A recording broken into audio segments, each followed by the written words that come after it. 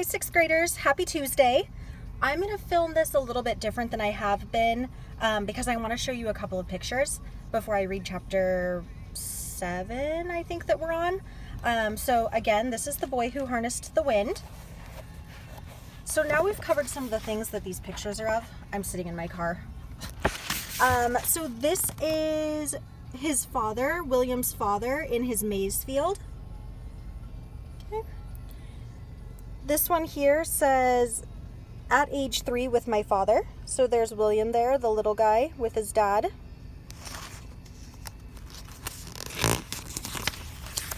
Turn the music down too. On the next page, this is Wimby. This is the village that he lives in. And then that trading center that he keeps going to, that's right here.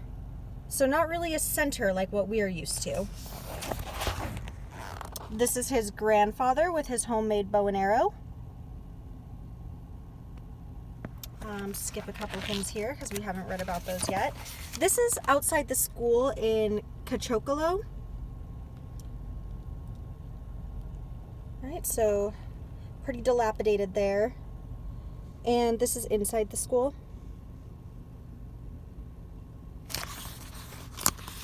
And I think yep, that's all the pictures that we're going to look at today.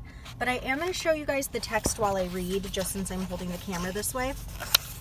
So this is chapter 7. It's called A Time of Dying. So I know that this book has been pretty depressing and sad so far, but this looks like the last chapter before we get to the hopeful part, because this is a story about his ingenuity and his creation of this windmill and how he saves his village. So definitely coming up to the culmination of the sad parts, and it should start getting happier, I think, in the next chapter. Chapter 7, A Time of Dying. The following week, the gaga finally ran out in the trading center. That's that stuff that falls off of the maize. People began living on pumpkin leaves, and when that was gone, they sifted through the garbage for banana peels and old corn cobs. Along our road, they dug up tree roots and ate grass, anything to fill their stomachs. As starvation set in, their bodies began to change. Some people became so thin they looked like walking skeletons. Others came down with kwashiorkor, a condition caused by a lack of protein. Instead of shriveling like everyone else, their arms, legs, and bellies swelled with fluid and became fat. It was another of the famine's cruel jokes. The reality was that they were dying. Every day, the starving people stopped by our house and begged my father for help. They saw we had iron sheets on one part of our house and thought we were rich, even though they were fastened by stones. Some of the men said they'd walked 30 miles.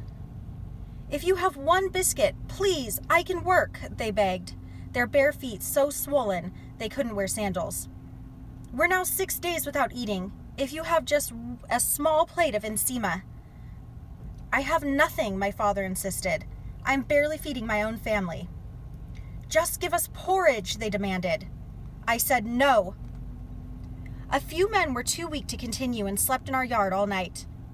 The ground and wood were too wet for fires. And when the rains came in the darkness, they curled up under our porch and shivered. By morning, they were gone. A few nights later, we were sitting outside having our meal when a man approached from the road. He was covered in mud and so thin, it was hard to understand how he was even alive. His teeth protruded from his shriveled mouth and his hair was falling out. Without saying hello, he sat down beside us, and then to my horror, he reached his dirty hand into our bowl and ripped off a giant piece of ensima. We sat there in shock, saying nothing as he closed his eyes and chewed. He swallowed deep and satisfyingly, and when the mouthful was safely in his stomach, he turned to my father.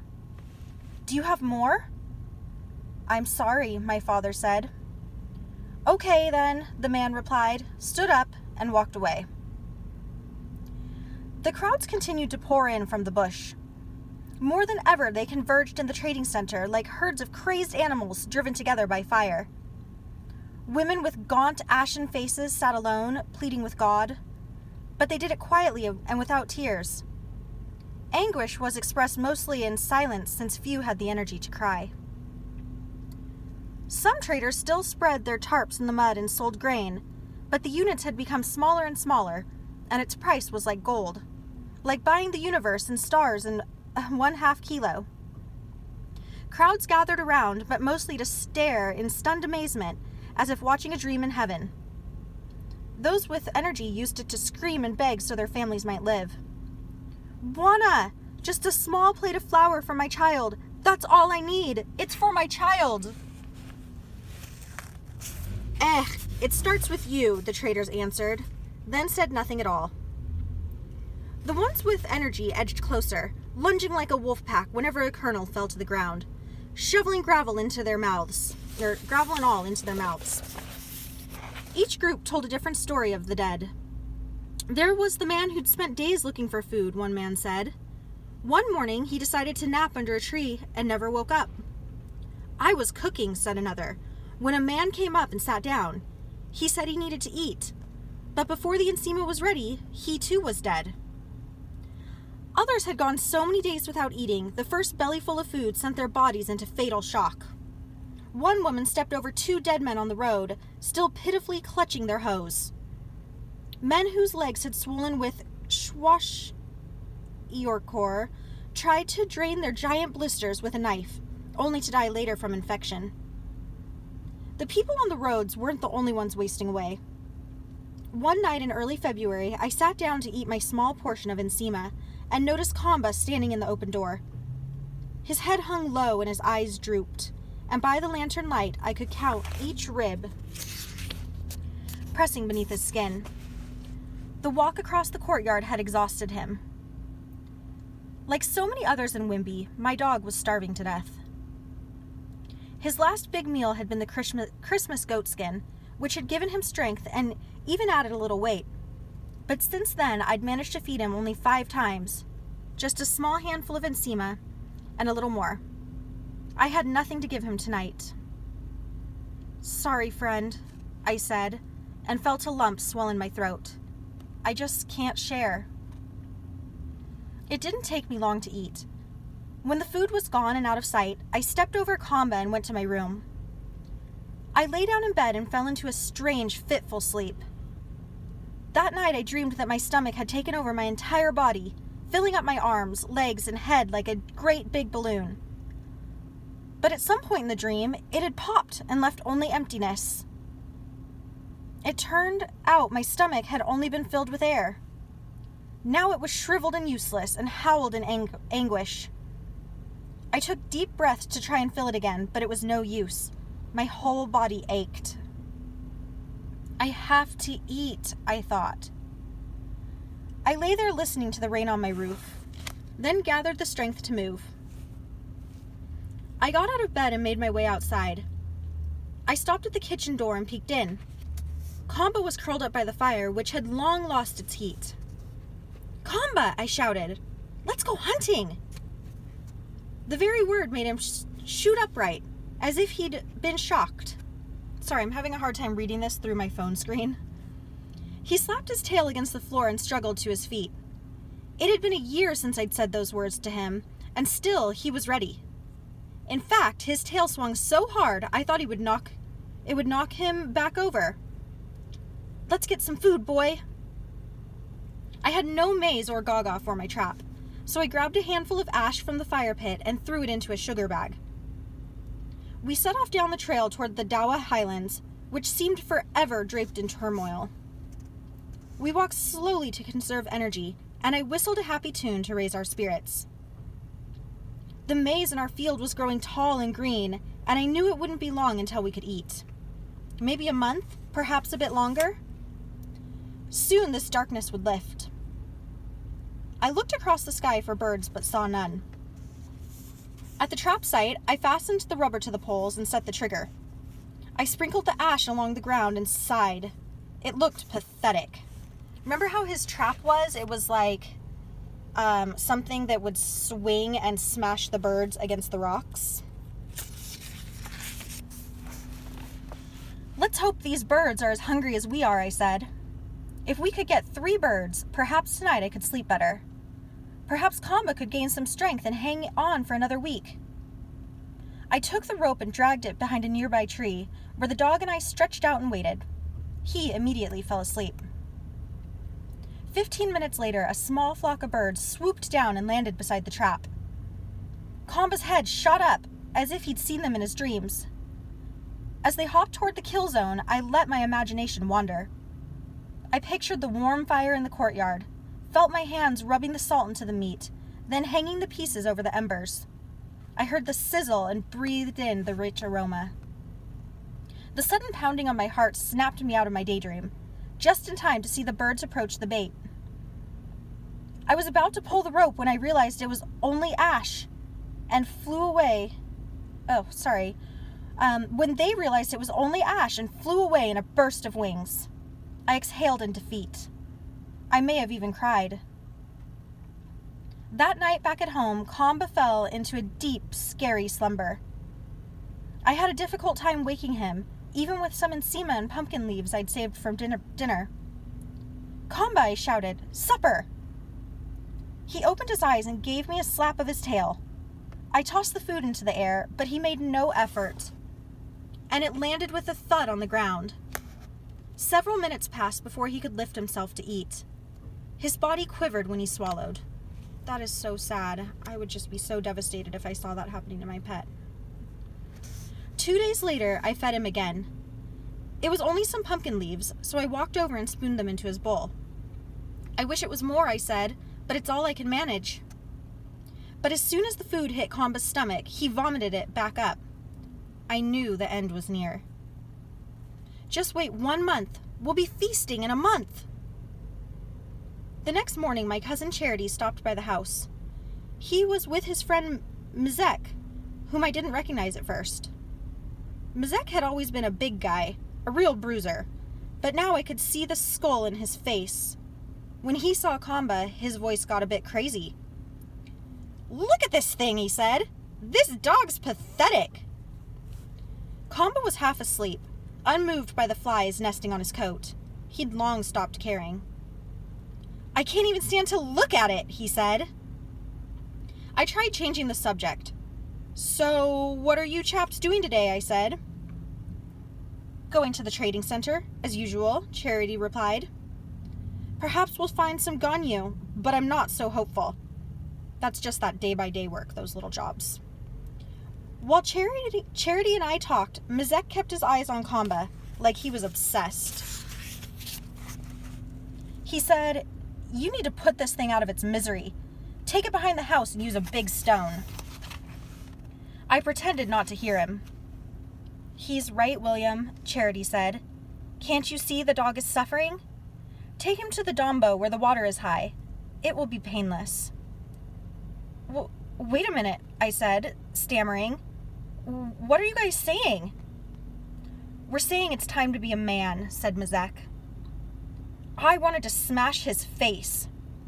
"My dog is fine," I said. "He's going to get better. In just a month, we'll be..."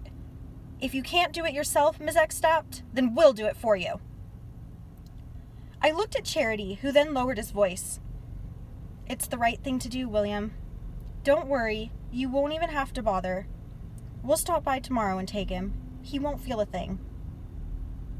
I struggled to find words, some form of protest, but Mizek's crazy eyes stole my breath. They were yellow like a bitten hyena. When Mizek and Charity finally left, I felt dizzy and weak, as if my legs were made of grass. I sat down beside Kamba and watched him sleep. The flies circled and landed, circled and landed. I must have been there half an hour before he finally opened his eyes and saw me, then gave a slow flip of the tail. The way he looked at me, even in this state, made me remember our days together, how we would talk without even speaking. I decided then I couldn't let Mizek and Charity take him. I considered my options until the compound grew dark, then finally had my answer. They were right about Kamba. He was suffering. But they were wrong about me. I could be a man. The next morning, I was sitting with Kamba when Charity appeared in the courtyard. My pulse quickened. He looked at the dog and started towards us, but before he could say anything, I stood up. "I'm taking him," I said. "What?" I'm taking him to the forest. He looked confused. A stone is very quick, he said. So is the Dombo. This is what I want. Charity nodded. It's the right thing to do. We'll do it together. Today. That afternoon, when Charity returned, we walked to the shady place behind my room where Kamba slept. He hadn't moved since the previous night. Kamba, I said, let's go hunting. His head perked up. I said, let's go.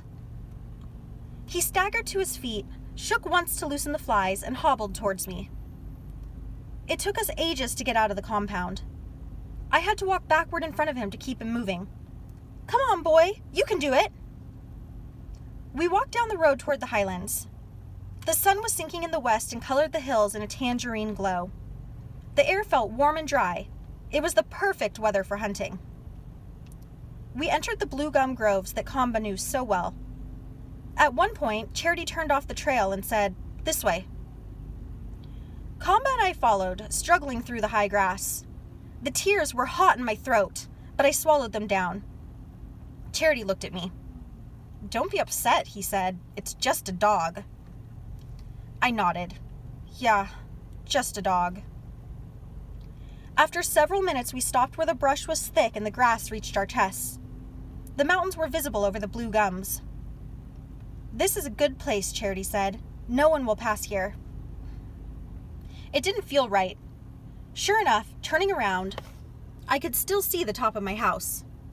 "This is too close," I said. "This dog can't go any farther." I looked over at Kamba. He'd collapsed in the tall grass under a thombozi tree and was panting heavily. Without a word, Charity started stripping bark from a kacheri tree to make a long rope. I turned my back and stared into the forest. When his hands went quiet, I knew it was ready. "Tie him to the tree," I said. Charity lashed the rope to the trunk of the thombozi, then tied the other end to the dog's leg. Once the knot was fastened, he turned and walked away. When I followed, Kamba raised his head and began to whine. He knew I was leaving him. After a few steps down the trail, I made the enormous mistake of turning to look. His eyes were still on me. Then he laid down his head. "I did a terrible thing," I said, then walked faster through the trees. Once we reached the compound, Charity went home and I walked toward my room. Along the way, I passed Kamba's food bowl sitting by the hen house. I picked it up and hurled it against the ground, shattering it to pieces. "It's just a dog," I thought. I stayed awake long into the night, knowing that Kamba was just down the hill. If I screamed his name loud enough, I thought, he could probably hear me. The next day, I avoided everyone and stayed busy in the fields. But once I got home that afternoon, Socrates was there visiting my father. "Have you seen Kamba?" he asked. "I can't find him anywhere." "I haven't seen him," I said. Well, I hope those wild dogs didn't get him." "Yeah," I replied. "Me too." That night I tried to force Kamba out of my mind, but I kept seeing him in the tall grass. The image never stayed long, for I was too hungry to concentrate on anything. The next morning, Charity found me in my room. "Let's go see what happened to Kamba," he said. "What do you mean?" "Let's go see if he's dead." He carried a hoe in his hand and told me to grab mine. "We'll bring them so people will think we're going to the fields. That way we can bury him." We set off with our tools, but I was too mixed up for conversation. We turned off the trail into the bush, where the grass was still wet from the morning dew and soaked my trousers. After a while, I saw a white hump on the ground. "Look," Charity said. "Is he dead?" We walked closer. Kamba was in the same position as when we'd left him. His head rested on his front paws, and his eyes were wide open. I gasped, expecting him to move. Then I saw his tongue sticking out. It was dry like paper and covered with ants. "Kamba is dead," I said. The rope hadn't budged. There'd been no struggle. A terrible thought seized me. After Kamba watched me go, he'd surrendered his will to live, which meant that I'd killed him. While Charity untied the rope, I started digging the hole. A furious energy came over me, and I worked faster than I had in months. When the grave was ready, Charity and I pushed Kamba's body inside, then paused. "So long, Kamba," I said. "You were a good friend." We filled the grave with soil and left no marker. We even concealed the freshly dug earth with grass and leaves. When Charity and I returned home, we told no one about what we'd done. It's remained a secret all these years, until now. Man, that is another sad chapter. I wish we were in class so we could talk about what you would have done in this situation. I do not think that I could have just left my dog there alive, waiting for him to just give up and starve. It would have been really hard, but I think I would have had to put him out of his misery. So let's see what the next chapter is called.